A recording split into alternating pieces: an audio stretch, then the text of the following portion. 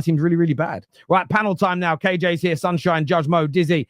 Welcome to the show, gentlemen. KJ, what went wrong in United's game today? Why were we so flat? And why did we struggle up front so bad? Amrim got the lineup wrong today. The main highlights being, I think Ugarte in that midfield wasn't needed. Because we knew Palace didn't come here to play football, and we knew we weren't going to be under pressure. We needed someone else in there alongside Bruno who could potentially play with the football. And then also the wing backs is always going to be the problem. Because they ain't playing how we want them to play. People are saying copy false 9, copy false 9, copy false 9. But in the first 15 minutes, when the 10s in Garnacho and Ahmad were next to Mainu, we were making things happen. He had that shot that hit the post. We looked fluid, we looked dangerous. But as soon as we stopped doing that and put the wingers wide, put the 10s wide, and allowed the wing backs to fill in the inside and invert, everything looked dead because Dalot and Mazraoui can't play inverted in the 10 roles, in that 10 spot. It don't work. And I've been saying it can work every now and then, but overall, I'm not a fan of it. That's why we need the likes of Dorgu. That's why we need the likes of a right wing back who's actually a winger. That's why Ahmad, when he plays there with an actual 10 like Kobu last game, it looked decent because we had a profile in that position where it was supposed to be. So Amorim got this selection wrong because we should have been set up to beat Crystal Palace at home. What's the point of being at home if all you're going to do is make mistakes, not be clinical, and just lose games in general? So yeah, I feel like it was that. Maguire, listen, I heard people say that, we should maybe keep him for longer because he's going to be great personnel for the squad. He's comfortable in the back three. Well, in the last week and a half, we've seen my man make 2 clear mistakes that's led to goals. Actually, no, 3 clear mistakes that's led to goals, and they all are basically the same thing. Sleeping. Losing focus, which we have been saying for months, years, that this guy does. But because every now and then he plays a few good games and he's solid when he has to play backs against the wall football, he has to stay. No, man. No. I know we extended his contract for PSR reasons, and I get that, but man needs to go. Yeah, long term, absolutely he does. The problem we have with that conversation is there's so many holes in this squad. It's a problem, but it's not a problem that needs. Do you know what I'm saying? Like, we've got a hole in our roof, so everything's getting wet. Do you know what I'm saying? We've got flooding coming through the back door.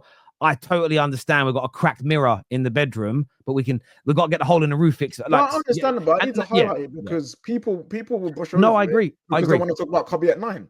No, Kobe at 9 wasn't the reason why we lost. I think the biggest thing you said that stands out though is we started well when our 10s were next to Mainu, and then instantly we've seen this too often where the fullbacks are not getting forward, they're not supporting the attack, so the 10s go out wide. And then suddenly we're isolating Mainu in the same way we isolate our number 9s.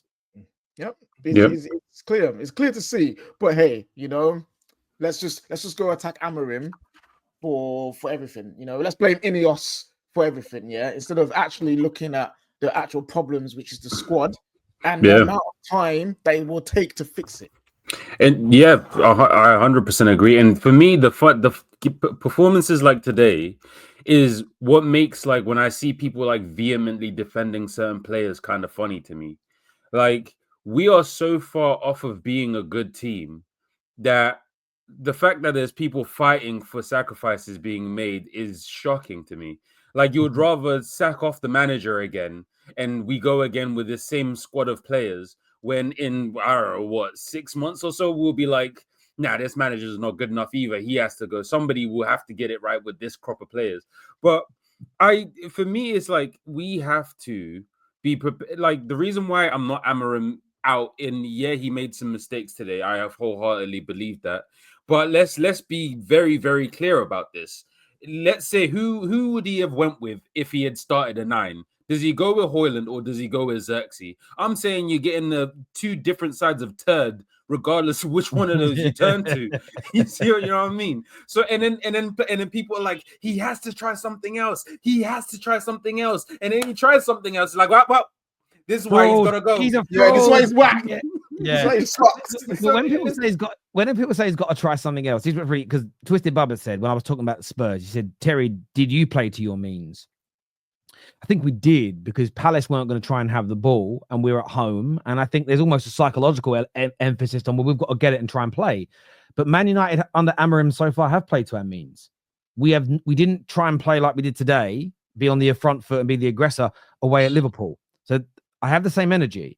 If Man United just tried to be open and attacking in every game, no matter who the opponent was, home and away, I would call that tactical decision out. However, you're at home today. Palace have given us the ball and just 11 men behind it. Like whenever we had the ball in their half, they had 11 men behind the ball. And they got their tactics right, and they're very good, Crystal Palace. That has been something that their manager has drilled into them now for about 12 months. And that's how they like to play. And you look at their record, especially when taking the lead, very, very good. One. Exactly. And so that's the thing for me. When people call the manager, what do you make of this, Mo? Because there's a comment here earlier from Sean, Mo, that says your manager is getting a pass. Absolute disgrace. Other managers should be sacked. Don't dismiss this discussion point. So a lot of rivals in the chat and some Man United fans saying he's a fraud. We should be calling him out more. The system isn't working. And essentially stating that we should be calling for him to be a Liverpool fan here. Then they rarely do this to their own manager, but they're saying that we should be calling for the manager to be sacked. Do you agree, Mo, with this assessment from Sean and rivals in the chat? Not at all. Like, if I'm looking around, I don't see the big manager that will come in and change the mentality of these players. These players need a big manager with a big personality. If you sack Amorim now and you get someone else, I think you'll get worse, even worse than what you are now, in my opinion. I don't think he's a bad manager. I think the players has a wrong mentality. I actually think that all the 11 players, bar Lenioro today, maybe Amad Diallo should go, including Kobe Mainoo, because he can't get the best out of him. And I'm really saying only these two.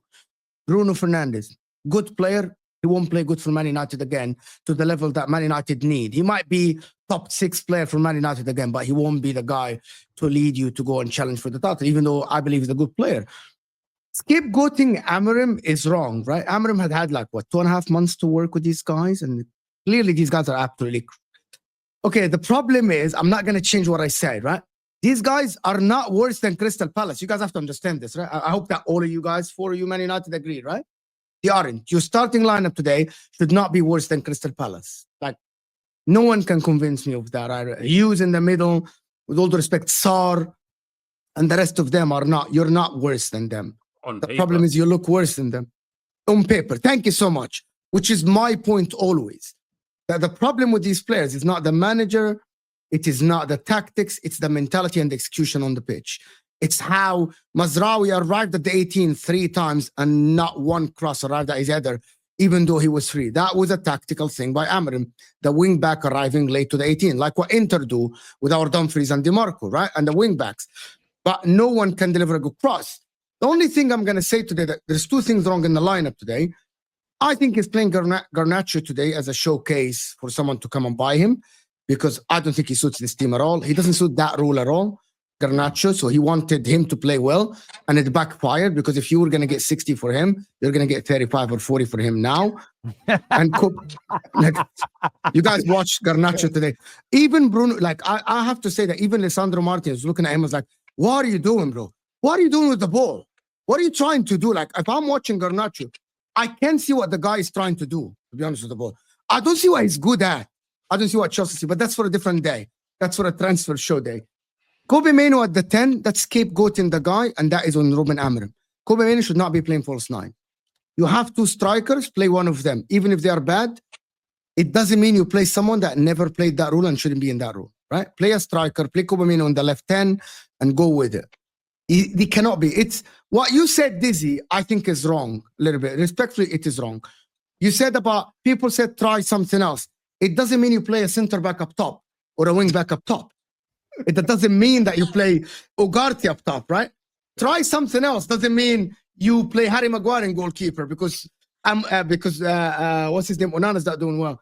I thought today Kobe Mainoo, he didn't play well today because he was not in the right place and he was trying to drop deep, but it was very congested in the middle, right? Because there was Bruno, there was Ahmad, there was Ugarte, there was even Alessandro stepping in the midfield. That is my take on the game, to be honest. It's a mentality problem for Man United still. Amorim needs to actually say something better in the media. I feel like he sounds defeatist in the media, and that is transmitted to the players. Yeah. Do you know what's interesting? I do agree with the mentality element, and I agree with maybe not on the Mainoo point, but I agree with you wholeheartedly. Like the majority of this squad's got to go, and some of it isn't even about ability, but it's about the scarred nature of everything that's gone on in the last 3 years, 5 years, 6 years, 10 years. It's one of the biggest reasons I wanted Rashford to go. I just think a change is as good as a rest sometimes. This is what I would say to all the rivals saying we've got a call for the manager's head to go.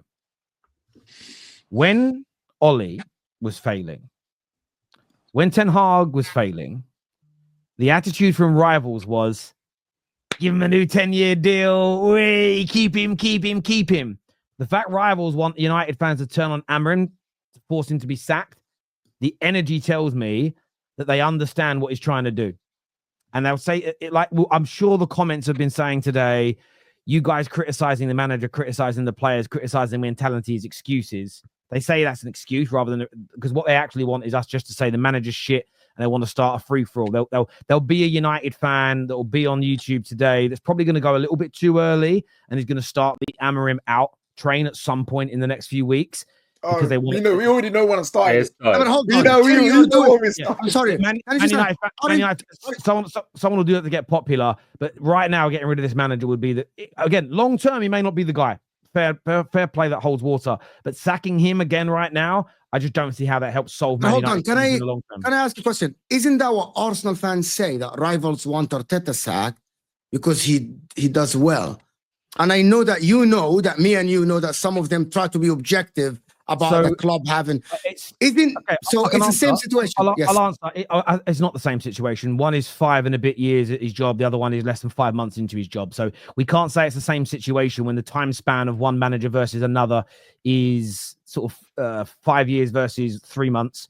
One has had 0 transfers play for his new team. The other one has had, £750 million spent. So I think if the conversation was Amorim's done a great job, you're almost champions of England, but I don't think can get you over the line, that's being objective. A manager that's taking over a club that's been crap for 11 years, is broken in every single which way, hasn't had a set style of football. Halfway through the season, they've made this change. All the other problems going on, I don't see the two scenarios being the same at all.